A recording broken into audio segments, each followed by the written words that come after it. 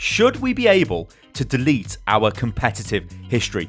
Ladies and gentlemen, I'm Stylosa and this is Unit Lost. And if I gave you the option right now to press a big red delete button on your account profile page, which removes all of your competitive history, which deletes your MMR, so you've got literally no rank, you've never played competitive ever, but you retain your account level and all of your unlockable items, would you do it, ladies and gentlemen?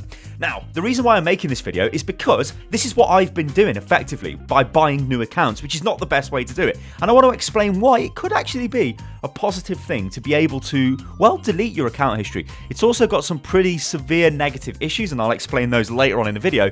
But let's talk about the positives. So, let's talk about Stylosa. Stylosa is my, I suppose you could call, main account. It's my account I've played through every competitive season.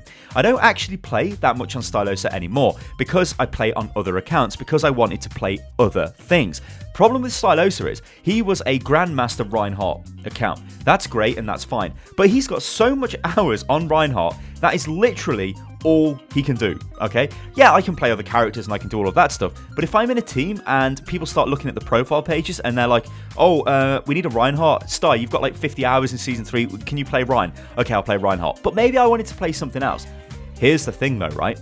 If I went straight into playing DPS at that level, right, on the Stylosa account with no experience of playing DPS at any other level really, or no effective experience, I would not be very good. So how the hell did I manage to get good at DPS? Well, what I did was I made a new account, didn't I? I made the STAIII account. This was in Season 2. I didn't really play it much in Season 2. In Season 3, I did the placement games just one day when I was feeling a bit bored. It got placed into Master. That was cool. And then, well, I let the account decay and it went down to 3k because I was playing on Stylosa. Well, then one day I was like, you know what? I want to get better at DPS, so I'm going to play on STAIII. Well, STAIII was 3k. That's Diamond, right? And he went straight from 3k all the way up to Grandmaster and gained so much experience. I realise I'm talking about myself in the third person here, which is kind of weird. I gained so much experience that he is now very good DPS at Grandmaster level, and I know what I'm doing, and I feel very confident. I could not do that on the Stylosa account because I wouldn't have had the option to play DPS through those tiers because I'm like effectively stuck at the level I was playing a tank, so I'd always really have to play a tank. If I wanted to play DPS, I wouldn't have been that good because I don't have the practice. It's okay having the knowledge, but putting it into practice is a completely different thing. If I was able to delete my Season 3 history and start again, and then maybe I just rerun Season 3 placement games, which, yeah, sure, is based off Season 2's final rank, and we all know that. So he probably would get placed at, like, I don't know, maybe 3.5k or something, maybe just into Master. Then maybe I could start playing DPS on him and learn the ways of DPS through that 500 SR back into Grandmaster, and then maybe I would be a Grandmaster player. So what I'm saying is, Stylosa was kind of stuck. I wanted to play DPS, but I knew if I did go ahead and play DPS, I would be bad. And I would cause the team to have less chance of winning the game because I literally don't have the experience. I do now, but the only reason I've got that experience is because I started a new account. And surely that's not the best way to do this, right? We don't want to keep buying new accounts every time we want to try and do something different, every time we want to experience the game, because it's very, like, what I'm trying to stress here is it's very important to have experience through the tiers, to understand the game, to understand how the game develops. That is why STAIII, when he went from 3k to 4k and 4k plus, I've become a much more accomplished player. Whereas if I tried to just go DPS straight away in Grandmaster on Stylosa without doing sort of the dirty work in 3k and above, I wouldn't have been that effective. So if I had the option to delete the history on Stylosa, would I have done it if I didn't have any other accounts? Very interesting, isn't it? I wouldn't delete all of his history. I may have deleted the current competitive history if they would allow me to do that, and then start the placements again and then go ahead that way. But I would still suffer from the same issue of, well, you've got 50 hours on Reinhardt, etc, etc. Can you play Reinhardt if people on your team ask you to do that? In which case, obviously, I would, because I like to be flexible, and I always like to have the team feeling happy, because a happy team generally wins more games. Let's talk about the negatives, because this is probably why you will never, ever, ever see this option on the account page. Number one is Blizzard-like information.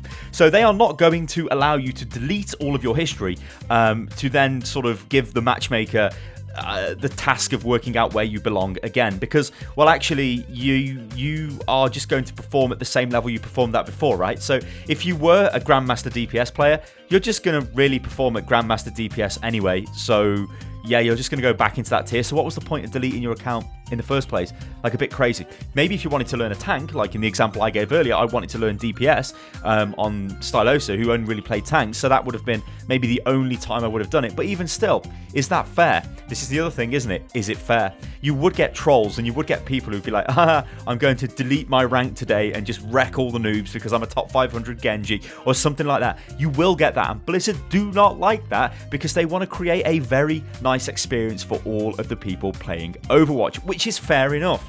But how would this affect the ladder though? If you had people constantly deleting their rank, it would arguably send the ladder into disarray. Now, I'm not saying people would delete their rank all of the time, because I don't think it would be a common occurrence. You wouldn't be like, oh, right, that's it, I'm just going to delete, let's go, let's start again fresh. But it's going to happen. If the option was there, it would happen.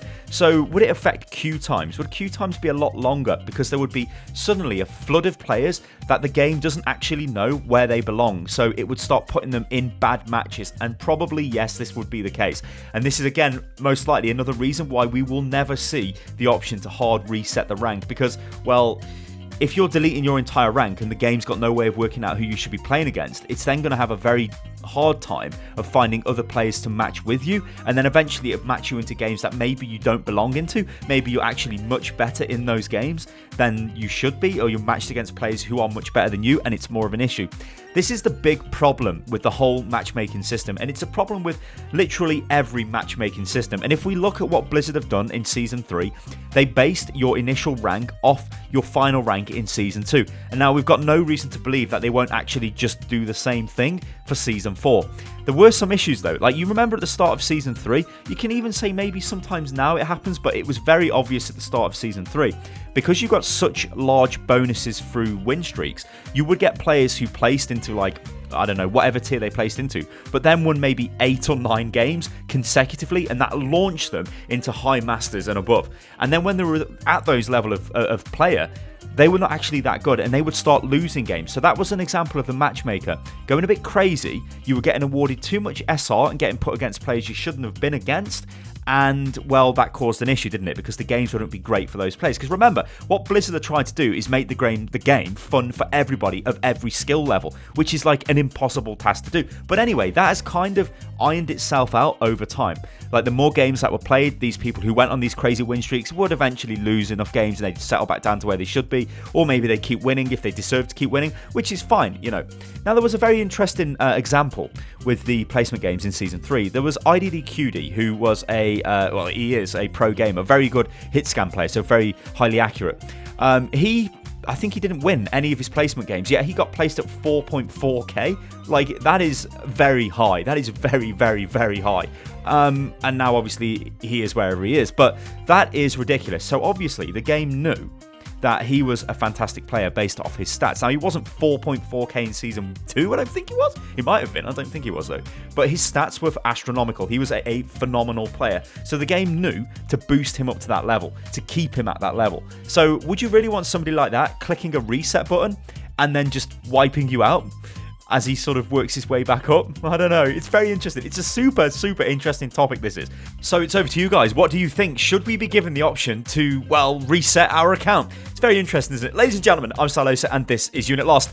And yeah, if you'd like to follow me on Twitter, you can do, which is at Unit Lost Gaming. If you like the video, then like the video. Be sure to leave a comment below, and do answer the question I posed at the start of the video. Would you reset your rank? And if you would, why would you do it? And if you wouldn't, then why wouldn't you do it? And explain below. And yeah, I'll catch you on the next one, guys. Toodaloo.